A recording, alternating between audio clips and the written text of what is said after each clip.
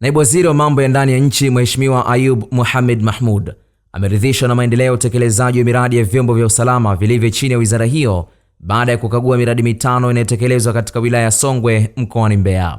Miradi hiyo ni pamoja na ujenzi wa ofisi ya kamanda wa polisi RPC, ofisi ya kamanda wa jeshi la zimamoto na uokoaji RFO, ofisi ya mkuu wa jeshi la magereza RPO, ofisi ya idara ya uhamiaji mkoa RIO, pamoja na zahanati ya jeshi la polisi.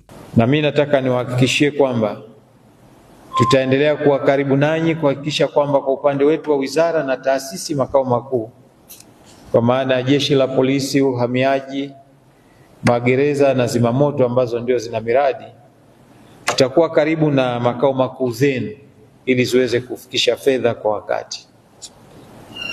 Kwa upande wa jeshi la polisi, nadhani upande wa jengo la kamanda, nadhani tuko kwenye right track na fedha zitapatikana, tutaweza kumaliza kwa wakati.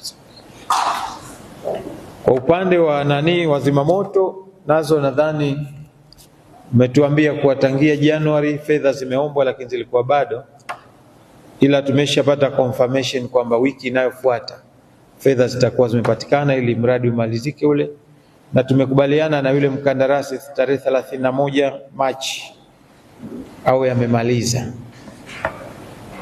Nilikuwa nawauliza pale zimamoto, nyinyi hamna mahabusu, ili kama atakuwa ameshapewa fedha wiki ijayo halafu hajamaliza, basi mtaazima mahabusu ya polisi.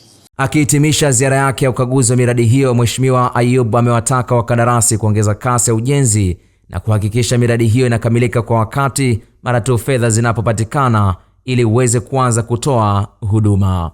Khalid Omar, Kishki TV.